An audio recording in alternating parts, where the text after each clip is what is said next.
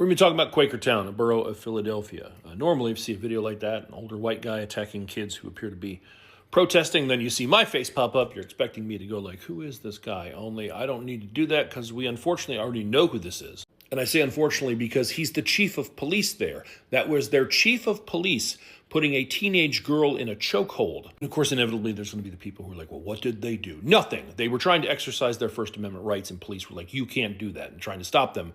When this old piece of shit came rushing in and just grabbed one of the girls in a chokehold, and then they all dogpiled. And from this angle, you can see just how terrified this young girl is. This video comes from Evan Yells at Clouds on Instagram.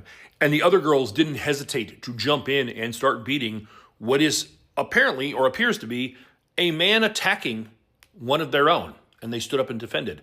So now a bunch of them have been arrested. It was originally being reported that they were held overnight, but I'm told at least some of them were held through today, Tuesday. There was court today. There was a blizzard basically over the weekend, and those kids didn't get to be with their families because they were facing charges over an incident that was instigated and escalated by the police. What I haven't seen people talking about is the outside instigators that happened prior to that, and almost certainly were the reason that this all kicked off. You see, the students were planning a walkout. The principal got wind of it, and instead of trying to shut them down or stifle them or keep them from exercising their First Amendment rights, he decided the best thing they could do is just kind of make sure the kids were safe. So he sent out an email to families letting them know that they would be collaborating with the students, again, for their safety. And some, I'm guessing, red hat wearing, turd eating shitbag forwarded that to Libs of TikTok.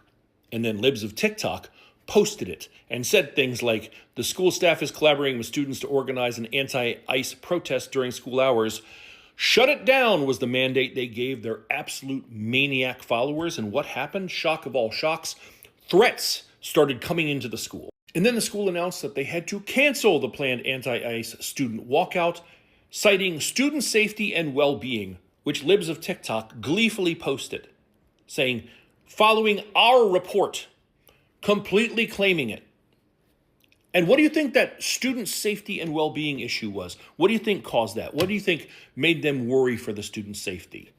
Other than your fucking shitbag followers who regularly call in fucking bomb threats to schools when you're like, hey, there's a gay teacher who wants the students to be gay. And when the students said, hey, we don't need your permission to do this, and decided to walk out anyway, instead of supporting them, instead of making sure that they were safe, police did this. Hey, police, when kids are coming out to protest and exercise their First Amendment right, and you're worried about their safety, there's a way to handle it.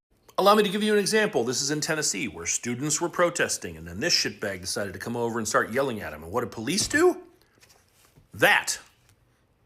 They dealt with him.